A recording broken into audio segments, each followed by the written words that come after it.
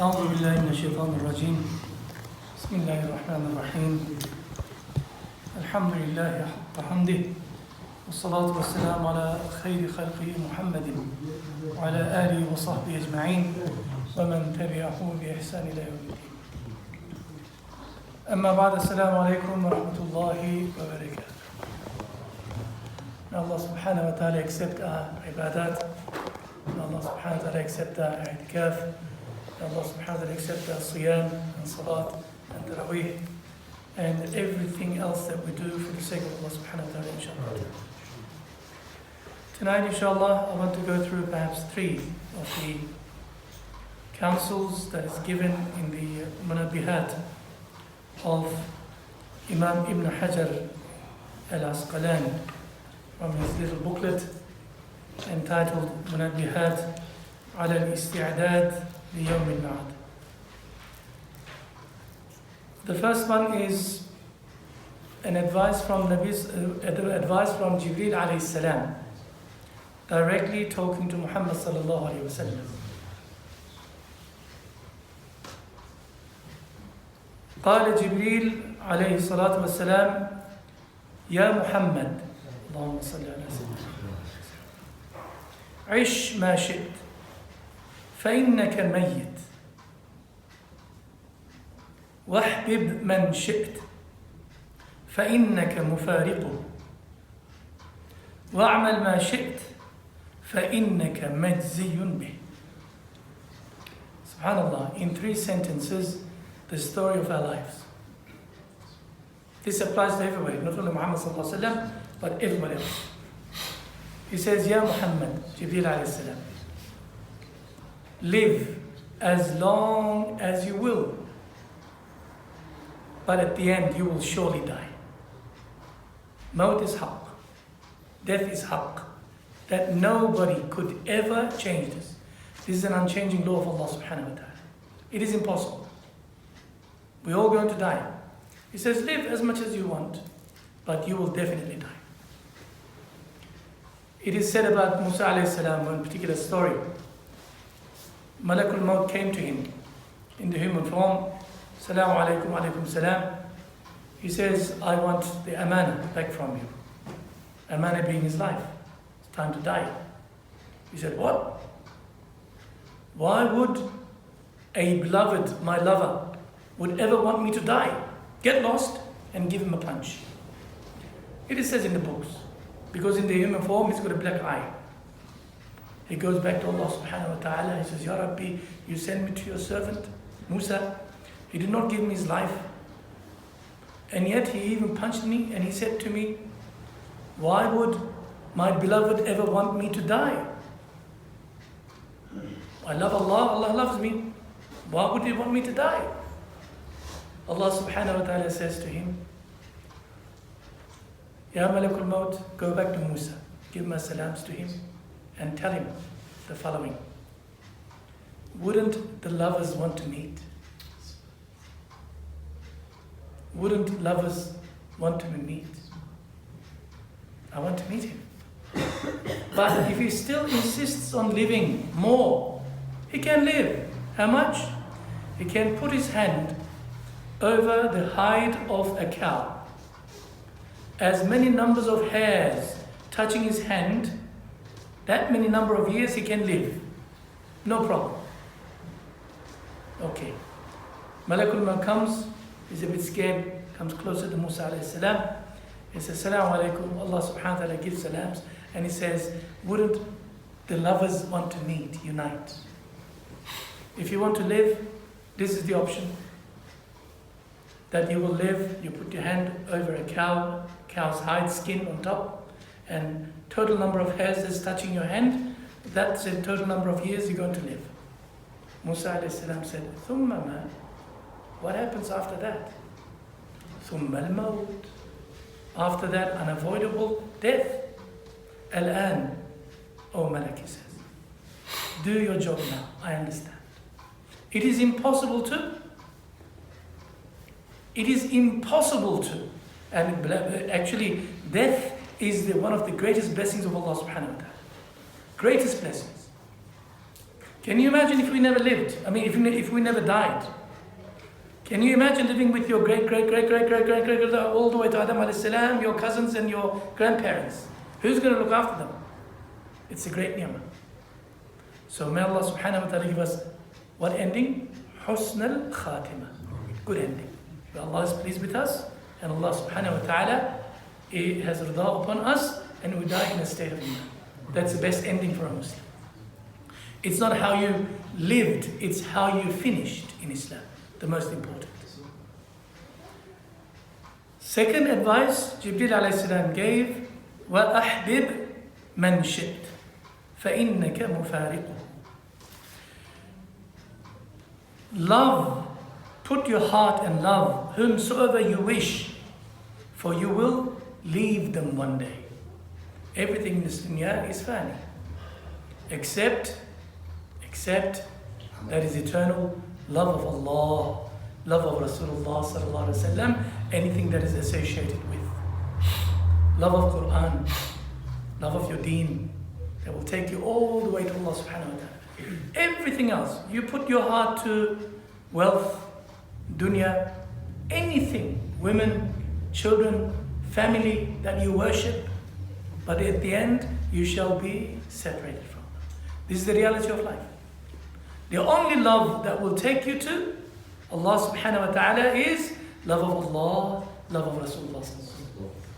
لا يؤمن أحدكم حتى أكون أحب إليه من ولده ووالده والناس والنفس أجمعين. In a different version.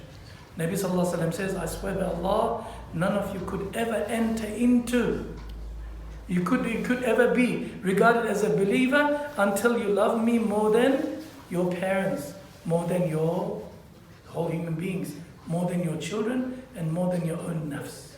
This is a special type of love that connects us to Nabi sallallahu alaihi wasallam. I'm doing exactly what the Sunnah says, sure, but there's no love of Nabi sallallahu alaihi wasallam. Sorry, you missed the point. You missed the point. Love is two different things. Love is your connection to Nabi sallallahu alaihi wasallam. Sunnah is following his commandments. Two ways. Umar radiallahu anh is walking hand in hand with Nabi sallallahu alaihi wasallam. Nabi sallallahu alaihi wasallam asks him, Ya Umar, how much do you love me? He can't lie to Nabi sallallahu alaihi wasallam. Jibreel Amin would tell him immediately. So he says, Ya Rasulullah, I love you more than everything else except my own self, my nafs. Nabi sallallahu alaihi wasallam says, Ya Umar, you cannot be a kamil, proper Muslim, believer, mu'min, until you love me more than your own self. Then he says, Ya Rasulullah, be witness that I love you more than my own soul. He says, Al-an, ya, your iman is complete now. We're talking about this kind of love that will take us to Jannah. Every other love, whatever form or shape it is all fani, and it will stay all here. And the third one, Jibreel A.S. says, وَعْمَلْ مَا شِئْتَ فَإِنَّكَ مَجْزِيٌّ بِهِ. Do whatever deed you wish to do, perform, for you will be recompensed accordingly. Simple. فَمَنْ يَعْمَلْ مِثْقَالَ ذَرَّةٍ خَيْرًا يَرَى وَمَنْ يَعْمَلْ مِثْقَالَ ذَرَّةٍ شَرًّا يَرَى. This is the law. If you do an atom's weight of good, comes the day of judgment, you shall find thereof. Oh, it's all here. If you did an atom's weight of sin, haram, it's there. Nabi sallallahu alaihi wasallam says, when I was taken to Miraj, I was shown everything, the deeds of my ummah, from the smallest to the biggest. Everything is recorded. Nothing is missed out. ولا صغيرة ولا كبيرة إلا أحصاها وكان في مال هذا الكتاب. In Surah Al-Kahf, Allah subhanahu wa ta'ala says, when the mujrimeen look at their books, they say, what kind of book is this? Neither wet nor dry. Everything is included in this. But this is life. Whatever you do, you bring to the other side with your own self. Darwish Yunus, rahmatullah alayhi, great, one of the awliyaullah, he woke up in the dream, he's woke up in the dream, he found himself right in the smack in the middle of Jahannam. He looks around, says, Subhanallah. He sees some Zabanis walking around, guards. There's no fire in Jahannam. It's cool as a cucumber. I mean, cool place. There are some rocks here and there. And he comes around, says, excuse me, to the angels in Jahannam. This is Yunus in a dream. He says, I thought Jahannam was hot, burning. Is this Jahannam? He says, yes, Ya Yunus. You know me? Yes, we know you. Yes? He says, why did this place not burning? He says, oh Yunus, you're so naive, so pure-hearted. Don't you know people bring their own fire here themselves? When they bring their sins, when they touch these stones, they all blow, what they call starts to inflamed, and people begin to burn. So whatever you do for yourself. And whether it is good or bad, it's all recorded down, and you shall be recompensed accordingly. عن النبي صلى الله عليه وسلم أنه قال ثلاثة نفر يظلهم الله تحت ظل عرشه لا ظل إلا ظله يوم لا ظل إلا ظله الموطئ في المكاره والماشي إلى المسجد في الظلم ومطعم الجائع صدق رسول الله فيما قال. Nabi sallallahu alaihi wasallam says there are three types of persons, individuals, whom Allah subhanahu wa ta'ala will give shade under His arsh, where there is no other shade on the day of judgment except the shade of Allah subhanahu wa ta'ala's arsh. Three groups of people. We know that in different hadith there are so many other names that mentioned, but in this particular hadith, three people. This is encouragement. Inshallah, you are included in this one. The one who makes wudu in difficult conditions. Freezing cold outside, it's so freezing, I'm so skinny. For everything Allah pays. In a different hadith when I read, I was just so happy. When a person makes wudu, and after wudu, you know that it's cold, shiver a little bit. Even for this, Allah subhanahu wa ta'ala says, He shivered for me, hasana. I forgive him. Just a little suffering for Allah subhanahu wa ta'ala. So, whoever makes wudu in difficult situations and conditions, Allah subhanahu wa ta'ala gives him a special VIP treatment under the shade of His arsh. Secondly, the one who walks the masjid in the darkness. Darkness is only an excuse. Some people say, oh, it's too late, it's cold, too windy, I can't go outside the masjid. No, masjid is a masjid. For every single step that you take towards masjid, Allah subhanahu wa ta'ala gives you one darajah, deletes one of your sins, and gives you one hasanah. Everything. But Shaykh, I live far away, come with the car, even for the car. Even the fumes from the exhaust is included in your mizan. As long as your heart is attached to the masjid. As long as you come to the masjid. Allahumma ja'alna min ahli masjid inshallah, ahli masajid. And the last one, the one who feeds the hungry. Feeding food, giving food. Abdullah ibn Salam radiallahu anhu, he was a Jewish rabbi. He was not a Muslim at that time. When Nabi sallallahu alaihi wasallam arrived in Medina, everybody's so excited. That's all finished. Now they expect this person, Nabiyyur Rahmah Muhammad sallallahu alaihi wasallam, to give a speech. First speech. What does he say? And this is the scholar, alim, Abdullah ibn Salam, rabbi, is watching. What is this new guy is about to say? Ya ayyuhan nas. What does he say? He gives them 3-4 advices. Ifsha'u salam, at'amu ta'am. Yes. He spread salam amongst you. And feed the poor, give food to others. And when the people are sleeping at night, he says, get up and pray 2 rakats of tahajjud. When I heard this, he says, he is him. It is him. This is a prophetic language that he uses. Now, وَقِيلَ Ibrahim alayhi salam. Now it's from Ibrahim alayhi salam. This is the last one, inshallah ta'ala.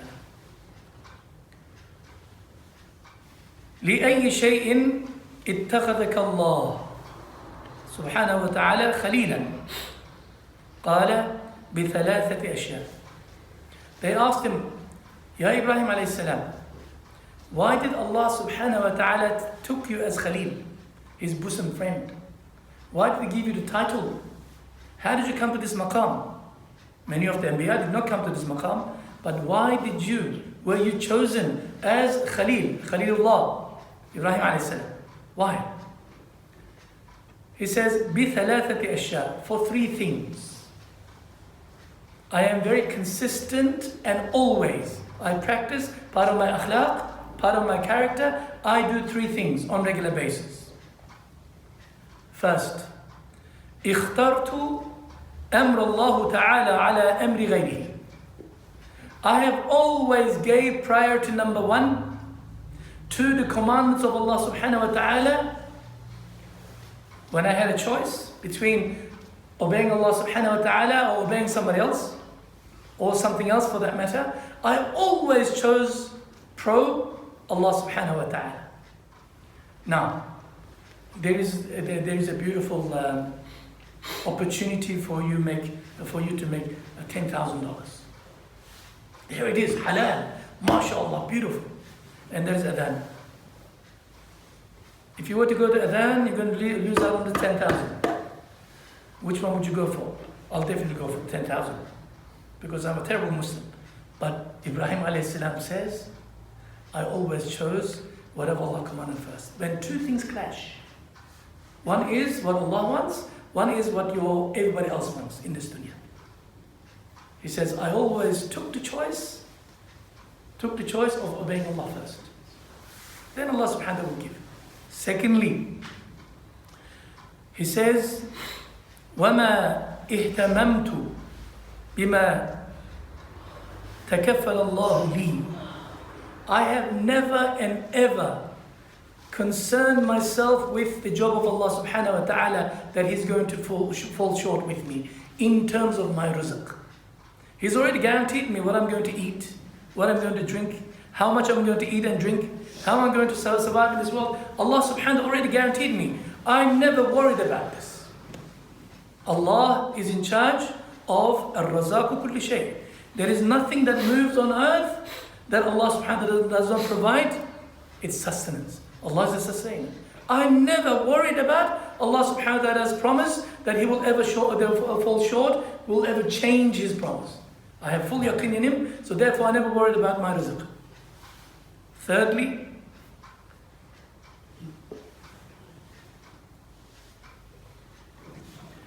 وَمَا تَعَشَّيْتُ وَمَا تَغَدَّيْتُ إِلَّا مَعَ الطَّيْفِ. I have never eaten, no breakfast, no lunch, no supped, or dinner for that matter, except always with somebody next to me, a daif, a guest. He never ate alone. He never ate alone. Three qualities of Ibrahim a.s. What was the first one, Muhammad? What's the first one? Yes. Always choosing the right track.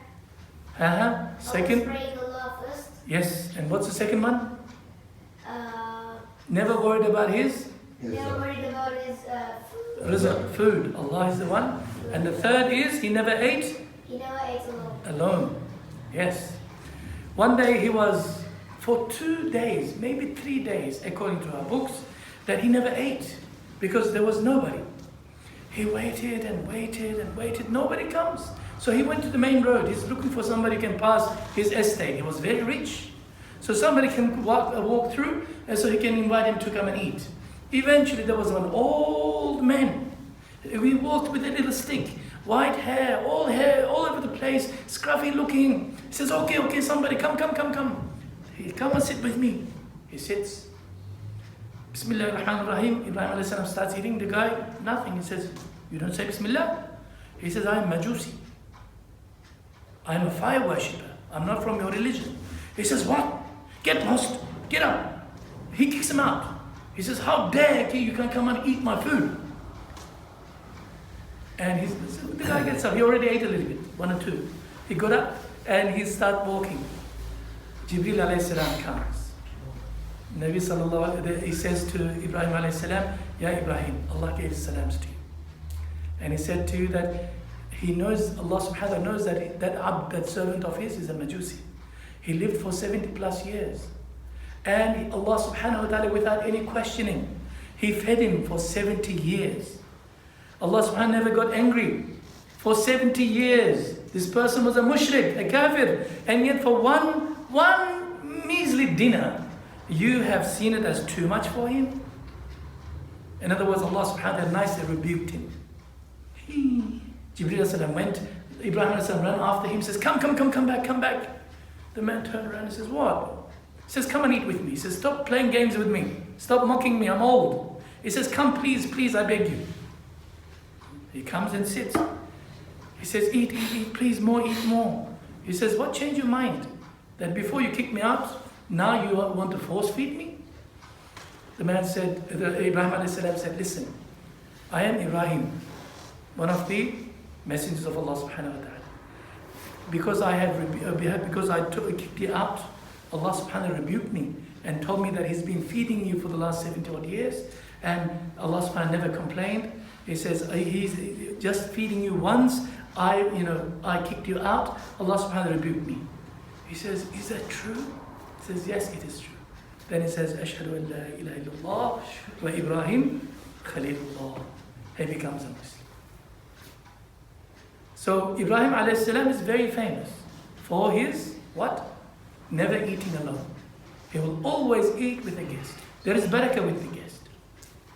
If you eat, فَمَنْ يَعْمَلْ مِثْقَالَ No. What's the last ayah in إِذَا زُلْزِلَتِ الْأَرْضُ? No, not that one.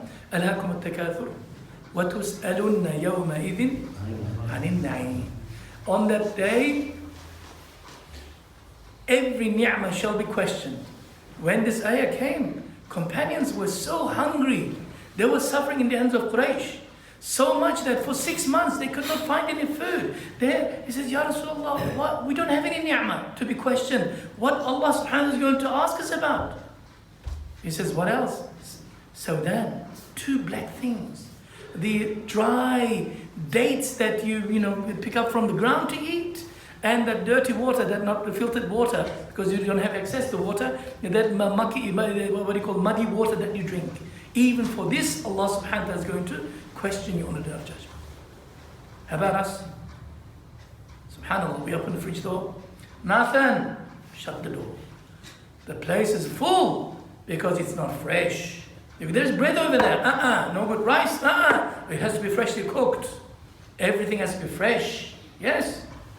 Allah, however, Mashaykh tell us, if you were to eat with company, with musafirin, other travelers, other people with you, Allah subhanahu wa ta'ala will not question you on what you have eaten.